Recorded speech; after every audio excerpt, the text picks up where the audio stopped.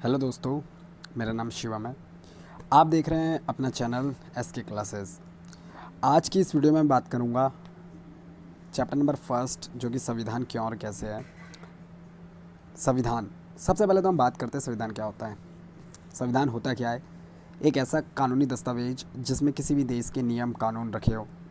किसी भी देश में किससे सरकार चलानी है, कैसे सरकार चलानी है, किस प्रकार से सरकार चलानी है, सरकार के कार्य क्या क्या होंगे, सरकार कितने अंगों में विभाजित होगी, किस तरह से सरकार काम करेगी, साथ ही साथ उस देश में रहने वाली जो आम जनता है उसके पास क्या अधिकार होंगे, कितने अधिकार होंगे, उन अधिकारों की रक्षा कौन करेगा, इसी के साथ साथ कौन से मौलिक अधिकार कर्तव्य, इसी के साथ साथ नीति निर्देश तत्व।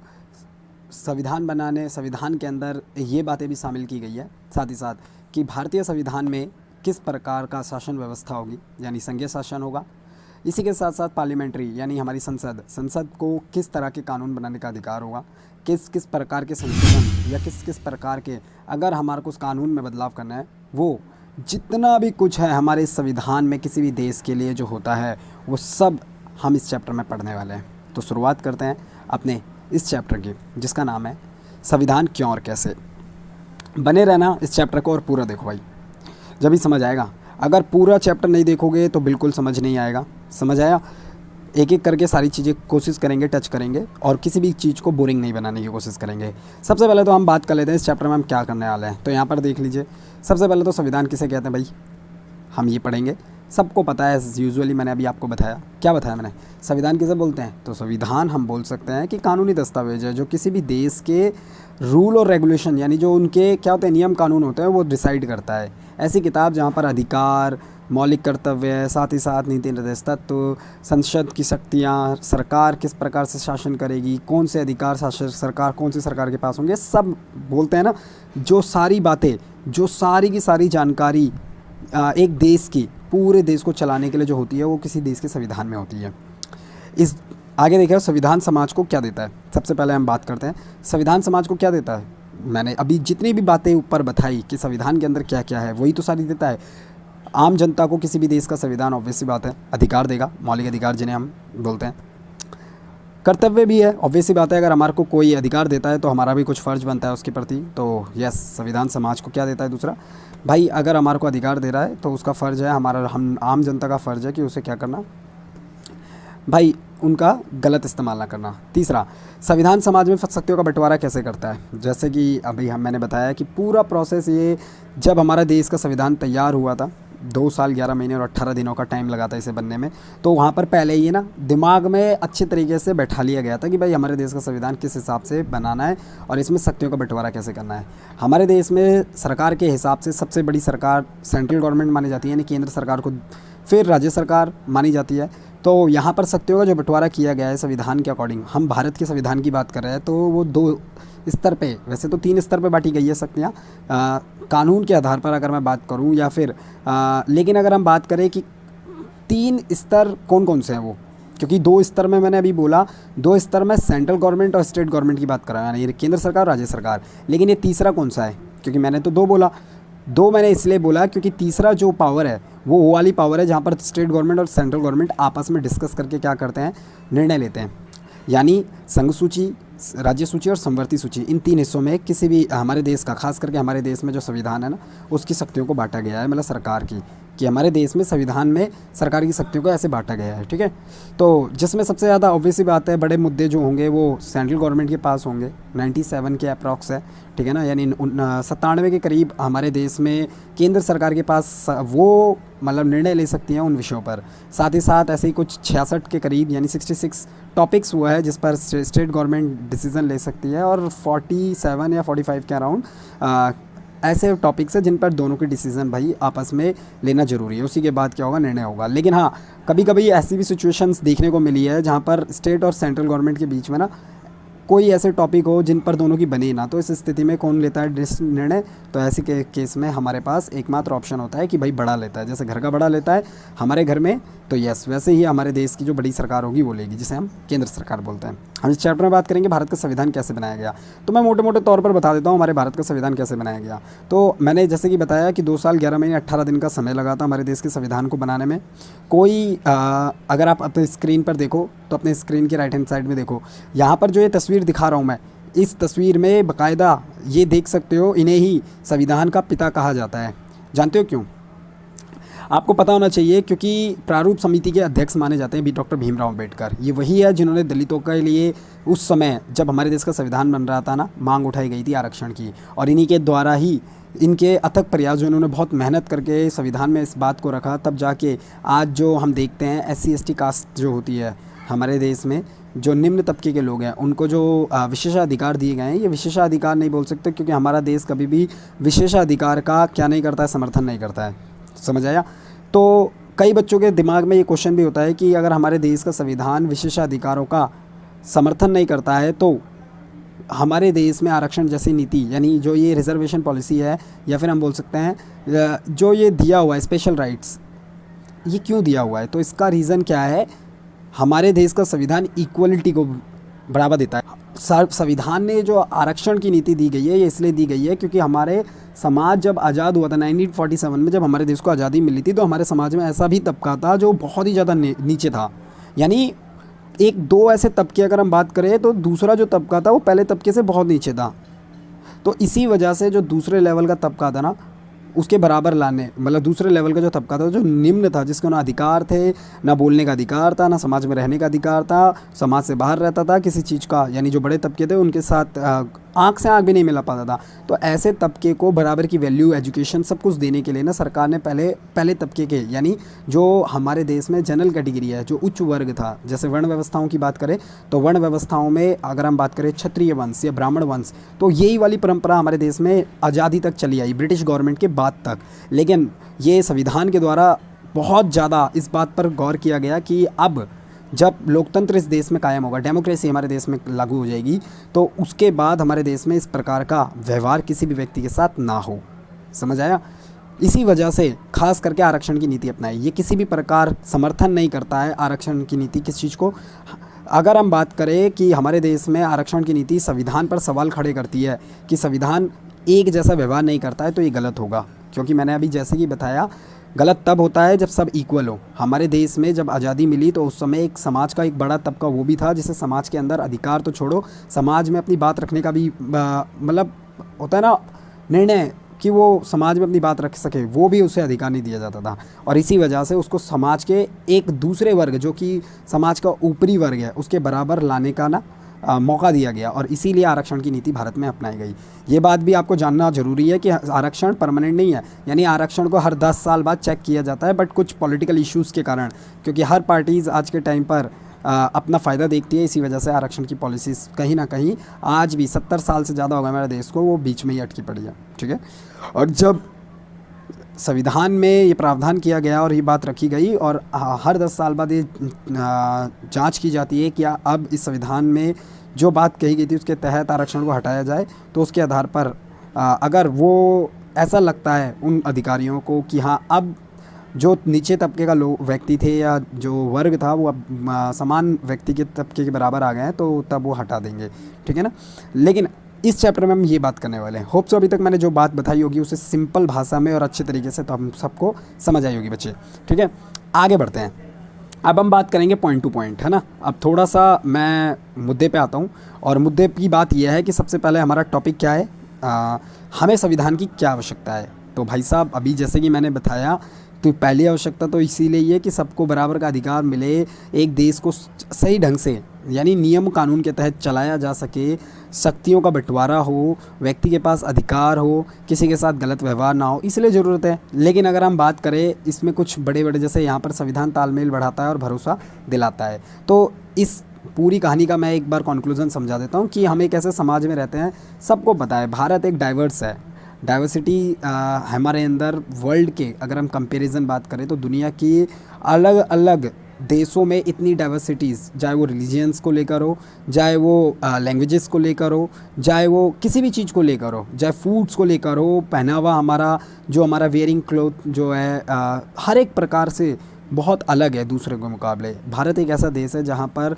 धार्मिक विभिन्नताएं हो गई, खान पान हो गया, रहन सहन हो गया, अपना धर्म हो गया, बहुत सारे लोग एक साथ रहते हैं। तो इनके बीच में आपसी तालमेल बढ़ाना वो तभी संभव हो सकता था जब देश के अंदर इक्वल यानी समान अधिकार हो। और ये इसी वजह से सबसे पहला काम तो संविधान की आवश्यकता इसीलिए पड़ी कि सबको बराबर का क्या देना, रुतबा, सबको बराबर का सम्मान, सबको बराबर, किसी को भी ये नहीं लगना चाहिए देश के अंदर किसी भी व्यक्ति को कि वो समाज में अपनी पहचान दूसरों के मुकाबले नहीं बना पा रहा है। इसी वजह से समाज में संविधान की हमारे को आवश्यकता पड़ी। तो एक बार पढ़ लेते हैं। यहाँ पर देखिए, यहाँ पर लिखा हुआ है संविधान का पहला यह काम है कि वह बुनियादी नियमों का एक ऐसा समूह उपलब्ध कराए जिससे समाज के सदस्यों में एक न्यूनतम समन्वय और विश्वास बना रहे। जैसे कि मैंने बोला था, क्या काम करता है संविधान का पहला काम? संविधान का पहला काम क्या है? ये बुनियादी नियमों का एक ऐसा समूह यानी एक ऐसा स्ट्रक्चर तैयार करेगा रूल एंड रेगुलेशन का जिसमें सबको बराबर का क्या मिलेगा? बराबर का विश्वास कि हाँ भाई, कोई भी व्यक्ति ये नहीं सोचेगा इस देश का कि मेरे साथ कहीं गलत ना हो जाए, कहीं मेरी कास्ट नीचे है या मेरी कास्ट अपर है तो मैं सुपीरियर कहलाऊंगा और जो लो कास्ट का है वो क्या कहलाएगा, मैं उस पर अपना राज कर सकता हूँ। ऐसा नहीं है। हमारे देश में संविधान ये साफ करता है कि हर एक व्यक्ति को बराबर का सम्मान मिलेगा, फिर चाहे वो कोई भी हो। समझ आया? तो ये पहला कार्य हमने देख लिया। आगे बढ़ते हैं हम। ये चीज़ें हमारे लिए ज़रूरी नहीं है। निर्णय और शक्तियों की विशिष्टताएं, जैसे कि हमने पहले ही पढ़ लिया था, इस चैप्टर में हम बात करने वाले हैं शक्तियाँ। तो यस, संविधान का दूसरा और सबसे इम्पॉर्टेंट कार्य यह है कि हमारे देश में शक्तियाँ किस स्तर पर बांटी जाएंगी। यानी अगर हम बात करें तो सरकार पूरे देश को चलाएगी, लेकिन किस तरह से चलाएगी उस सारी बातों को हमारे देश के संविधान में पहले से ही तय किया गया है। लेकिन ये बात मैंने आपको पहले भी बताई और अभी भी बता रहा हूँ कि हमारा देश आज़ाद कब हुआ था। ये क्वेश्चन मैं आप सबसे पूछ रहा हूँ, बताओ किस बच्चे को पता है कि हमारा देश की आज़ादी कब मिली थी? और हमारे देश को जो आज़ादी मिली थी वो आज़ादी के बाद हमारे देश का संविधान कब बन के तैयार हुआ और उसे लागू कब किया गया? ये जिस भी बच्चे को पता है वो कमेंट बॉक्स पे कमेंट करना, और बाकी जिनको नहीं पता है वो इस बात को ढूंढने की कोशिश करना, क्योंकि जितना ज़्यादा तुम खुद से चीज़ों को ढूंढने का प्रयास करोगे उतने ज़्यादा ही क्या होगा, हमारे जो ज्ञान होता है ना उसमें बढ़ोतरी होती है। ठीक है, अब हम वापस मुद्दे पे आते हैं। संविधान का दूसरा कार्य है निर्णय निर्माण। बोल रहा है निर्णय निर्माण शक्ति की विशेषताएं। अगर हम बात करें तो इसकी मोटे मोटे तौर पर हम बात कर सकते हैं, क्योंकि बहुत बड़ा वीडियो बन जाएगी अगर मैं पूरा पढ़ाने लग गया। तो यहाँ पर देखो, जैसे कि यहाँ पर दूसरी बात बोली गई है, संविधान का दूसरा काम यह स्पष्ट करना है कि समाज में निर्णय लेने की शक्ति किसके पास होगी। और हमारे को पता है हमारा जो भारतीय संविधान है उसमें मुख्य रूप से निर्णय लेने की शक्ति का जो अधिकार दिया गया है वो किसको दिया गया है। देखो, हमारे देश का संविधान का स्ट्रक्चर कुछ इस प्रकार से बनाया गया है ना। अब जरा अपनी स्क्रीन की राइट हैंड साइड में देखो, हमारे देश में शक्ति का जो पावर है वो एक को नहीं दी गई है। वो इसलिए नहीं दी गई है ताकि एक अपने आप को सुपीरियर ना महसूस करे, वो ये ना सोचे कि वही है सब कुछ। इसी वजह से हमारे देश के संविधान में ये पहले से ही क्लियर किया गया है कि भाई साहब, आपके देश में शक्तियों का जो होगा वो बंटवारा अलग अलग स्तर पर होगा और उसके ऊपर भी आप पर निगरानी रखी जाएगी। ऐसा नहीं है कि आपको शक्तियाँ मिल गई तो आप उसका गलत इस्तेमाल कर सकते हैं, नहीं, उसके ऊपर भी सर्वोच्च न्यायालय ध्यान रखेगी। कई बार ऐसा होता है कि किसी व्यक्ति को पावर मिल जाती है ना तो उसको लगता है उसके बाप का राज हो गया। तो हमारे देश में साफ कहा है कि भाई साहब, आप पावर में है, अच्छी बात है, आपके पास शक्तियाँ, अच्छी बात है, औकात से बाहर मत जाइएगा, नहीं तो आपके भी बाप हमने ऊपर बिठा रखे हैं, जिसे हम क्या बोलते हैं, सुप्रीम कोर्ट बोलते हैं, जो कि किसी भी संविधान के नियम को या कोई भी जो गैर संवैधानिक कार्य करता है, चाहे वो सरकार ही क्यों नहीं है, उसको इस बात के लिए फटकार सकती है। और उसके लिए स्वतंत्र न्यायपालिका का प्रावधान हमारे संविधान में किया गया है। यानी हमारे देश की जो न्यायपालिका जुडिशरी है वो सिस्टम पूरा का पूरा क्या है, स्वतंत्र है किसी भी प्रकार के निर्णय को पलटने के लिए, किसी भी सरकार को फटकार लगाने के लिए और किसी भी प्रकार के कार्यों में प्रश्न उठाने के लिए। संविधान का दूसरा काम क्या है, ये स्पष्ट करता है कि समाज में निर्णय की लेने की शक्तियाँ किसके पास होंगी, और संविधान यह भी तय करता है कि सरकार कैसे निर्मित होगी।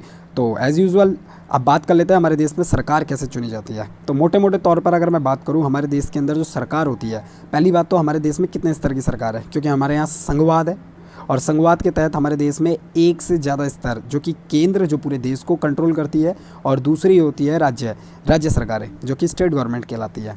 यानी केंद्र सरकार, सेंट्रल गवर्नमेंट जो होती है वो हमारे देश में पूरे देश पर अपने नियमों को लागू करती है, देश की सबसे बड़ी सरकार होती है और इसका निर्णय मेन निर्णय माना जाता है, यानी जो ये निर्णय लेती है वो पूरे देश में लागू होता है। इसकी जो सदस्य संख्या होती है वो एमपी के रूप में चुने जाते हैं और बेसिक तौर पर लोकसभा में बैठते हैं। संसद का पहला सदन अगर हम बात करें लोकसभा जो अस्थायी सदन है, और वहीं पर जो राज्य सरकारें हैं वो राज्य सरकारें विधानसभा के चुनाव में जीते हुए जो एमएलए होते हैं, एमएलए, क्योंकि विधानसभा में ये बात भी बच्चों को बहुत कंफ्यूज करती है, लेकिन ये सिंपल भाषा में बता देता हूँ।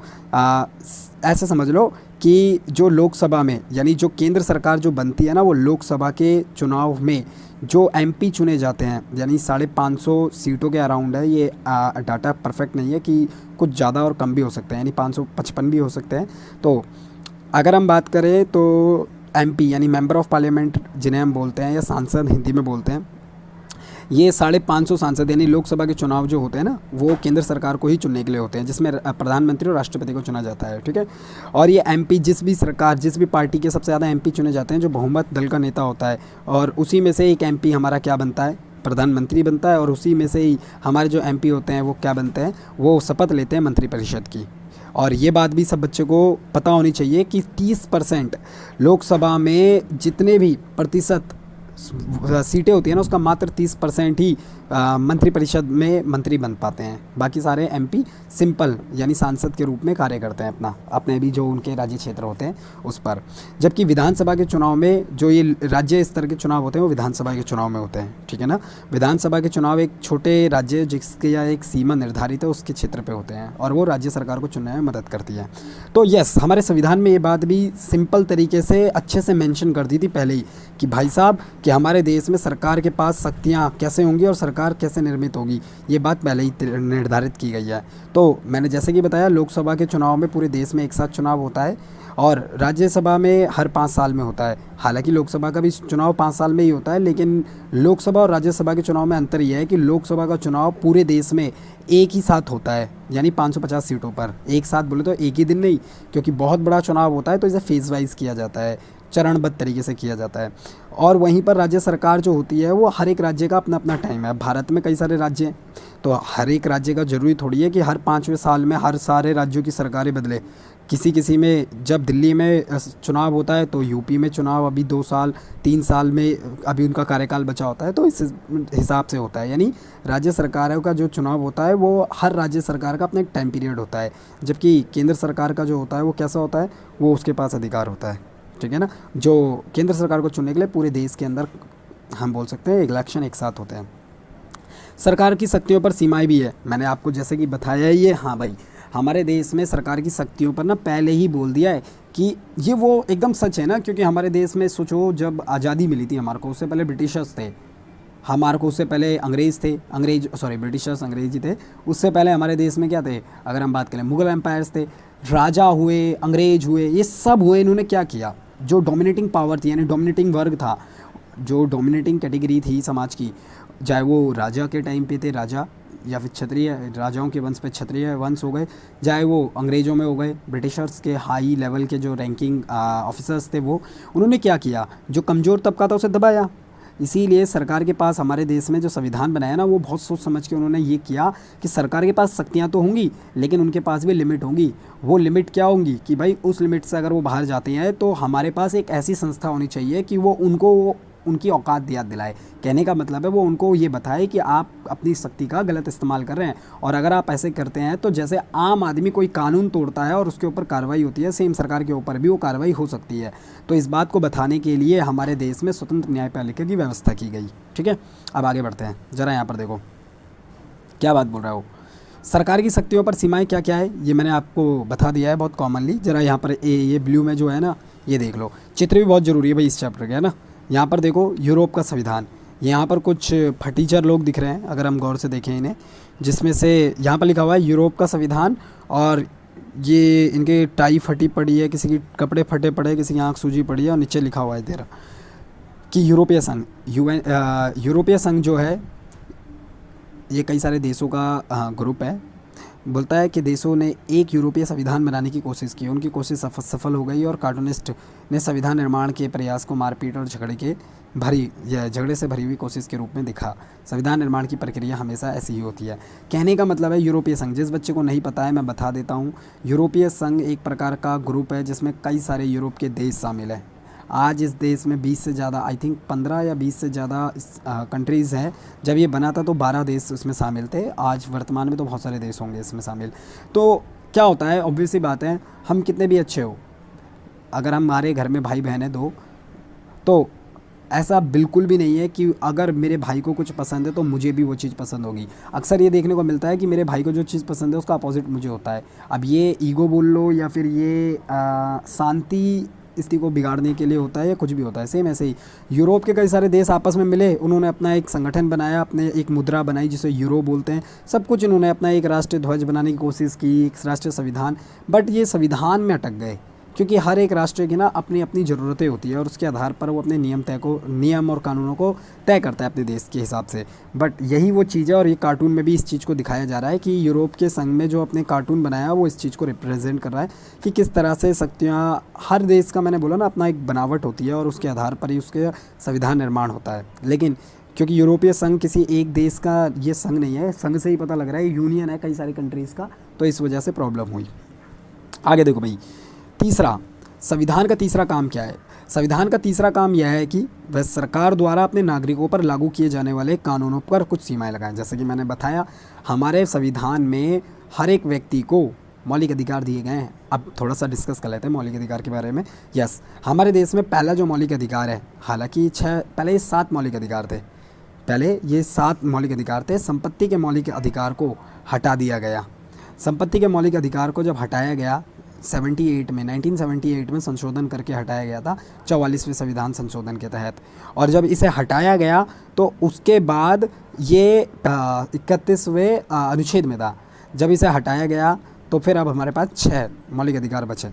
अगर हम बात करें तो 6 मौलिक अधिकार अब हमारे पास बचे, जिसमें से सबसे पहला समानता का मौलिक अधिकार है हमारे पास, स्वतंत्रता का मौलिक अधिकार है हमारे पास। उसके बाद हमारे पास मौलिक अधिकारों में तीसरी श्रेणी आती है शोषण के विरुद्ध मौलिक अधिकार, फिर है हमारा धार्मिक स्वतंत्रता का मौलिक अधिकार। इसी के साथ साथ हमने हमारे संविधान में सांस्कृतिक और शिक्षा का मौलिक अधिकार भी दिया गया है और इन सब की जो रक्षा करता है वो है संवैधानिक उपचारों का मौलिक अधिकार। हमारे संविधान का तीसरा काम क्या है, सरकार द्वारा नागरिकों को लागू किए जाने वाले कानूनों पर कुछ सीमाएं लगाए। ये सीमाएं इस रूप में मौलिक होती हैं कि सरकार कभी उनका उल्लंघन नहीं कर सकती है। यस, ये बात एकदम सच है कि हमारे देश का जो सिस्टम है ना, उसमें सभी व्यक्तियों को क्या दिया गया है भाई, मौलिक अधिकार दिए गए हैं। और अब ये सुनो, हमारे देश में जितने भी मौलिक अधिकार हैं, कितने हैं, 6 मौलिक अधिकार हैं भारतीय संविधान। पहले ये 7 थे, याद रखना। अब इसमें एक हटा दिया है संपत्ति के मौलिक अधिकार को, तो अब हमारे पास 6 मौलिक अधिकार है। ये मौलिक अधिकार किसी भी सिचुएशन में सरकार चाहे कुछ भी कर ले, सरकार इसे हटा नहीं सकती है। और एकमात्र ऐसी सिचुएशंस होती है, देखो कुछ ऐसी सिचुएशंस होती है जिसमें तो ये अधिकार छीने जाते हैं। जैसे कोरोना का काल चल रहा है, भी सब बच्चों को पता ही है, घर से बाहर नहीं निकल रहे, तो तुम्हारी स्वतंत्रता का अधिकार को छीना गया है। स्वतंत्रता है, तुम कहीं भी आ जा सकते हो, तो यही है, छीना गया है भाई। विशेष इस परिस्थिति में सरकार वो अधिकार ले सकती है। एक आपातकाल, अगर हम बात करें, किसी बच्चे ने पढ़ा हुआ है आपातकाल के बारे में, तो इसे हम अनुच्छेद, अगर हम बात करें 352 से 360 में रखा गया है। अगर हम बात करें इसमें क्या है, ये सारी चीज़ें वो बताया गया है। इसमें जब किसी भी देश, 3 प्रकार के होते हैं, जब विदेशी आक्रमण हो जाए, जब आपके देश में आर्थिक मंदी आ जाए, या फिर आपको लगे कि देश में गृह युद्ध छिड़ गया है, राज्य सरकार अपने देश में या राज्य सरकार अपने राज्य में क्या नहीं कर पा रही है, नियम कानून को ठीक से लागू नहीं कर पा रही है, जिसके कारण वहाँ पर दंगे फसाद हो रहे हैं इसी वजह से। तो वही है, इन अधिकारों को केवल तभी छीना जा सकता है, अदरवाइज़ सरकार के बस की नहीं है, क्योंकि इतने कड़े नियम इस बात पर दर्शाए गए हैं कि किसी भी व्यक्ति के अधिकार को किसी भी हालत में छीना ना जा सके। ठीक है, आगे हम बढ़ते हैं इसमें। अगर हम बात करें संविधान का चौथा काम क्या है, तो संविधान का चौथा काम क्या है कि वह सरकार को ऐसी क्षमता प्रदान करे जिससे वह जनता की आकांक्षाओं को पूरा कर सके और एक न्यायपूर्ण समाज की स्थापना के लिए उचित परिस्थितियों का निर्माण कर सके। ऑब्वियस सी बात है, हमने संविधान का काम किया जो था कि वो सरकार को एक इस प्रकार की पावर दे, या इस प्रकार से एक हम बोल सकते हैं लेआउट, पावर का संरचना इस तरह से बनाए जिससे क्या हो, वो सरकार जनता के लिए, उनकी आकांक्षाओं के लिए कुछ काम कर सके। अब वो जनताओं की आकांक्षाएं कैसे, जैसे उनको रोज़गार देना, उनको शिक्षा देना, उनको स्वास्थ्य सुविधाएं देना, उनको अलग अलग प्रकार से चीज़ों देना, ताकि वो अपने जीवन को, अपने लक्ष्य को पूरा कर सके। ये तभी संभव है जब संविधान सरकार को ये क्या देगा, अधिकार देगा। यस, तो हमारे संविधान में ये बात भी बनाई गई है। तो अलग अलग चीज़ें हैं इसके तहत, अलग अलग अधिकार बनाए जाते हैं और अलग अलग बातों को इसमें मेंशन किया जाता है जिसके तहत ये सारी काम होते हैं। अच्छा, अभी हम बात करेंगे और भी डीप में, बट उससे पहले अभी हमने जो इस चैप्टर में पढ़ा, क्योंकि वीडियो बहुत लेंथी बन जाएगी, आज हमने इस चैप्टर में केवल संविधान क्या है और संविधान कि क्या क्या कार्य हैं उनको हमने मोटे मोटे तौर पर जाना है। सेकंड वीडियो में अब मैं आपको बताऊंगा, जैसे यहाँ पर लिखा हुआ है राज्य के नीति निर्देश तत्व क्या है, डायरेक्टिव प्रिंसिपल्स जिसने इंग्लिश में बोलते हैं, संविधान के समर्थ बनाने वाले प्रावधान कौन कौन से, हमारे देश में किस किस जगह से कौन कौन सी बातें ली गई है जिससे संविधान को मजबूत बनाया जाए। अच्छा, ये दक्षिण अफ्रीका और इंडोनेशिया 2 देश हैं, इनके संविधान के बारे में बात करेगा। उसके बाद राष्ट्र की बुनियादी पहचान के बारे में हम बात करेंगे। ये सारा अभी हम चैप्टर में आगे पढ़ेंगे, ये सेकंड वीडियो में मैं आपको क्लियर करवाऊंगा, नहीं तो आप ही खुद ही बोर हो जाओगे तुम बच्चे और भाग जाओगे वीडियो को बिना देखे। तो इसी वजह से अभी तक जो समझाया वो अच्छे से पढ़ना। किसी भी बच्चे को कोई भी डाउट हो, किसी भी बच्चे को कुछ भी पूछना हो तो कमेंट बॉक्स पे कमेंट कीजिए, और वीडियो को पॉज कभी मत करना, वीडियो को रुका के या फटाफट भगा के मत देखना, नहीं तो वीडियो समझ नहीं आएगी। आप मस्त तरीके से पढ़ेंगे और ऐसा पढ़ेंगे कि 11th क्लास में किसी बच्चे को किसी भी प्रकार की कोई चीज़ में डाउट ना हो। वीडियो अच्छी लगी तो लाइक करना। मिलेंगे सेकंड वीडियो में।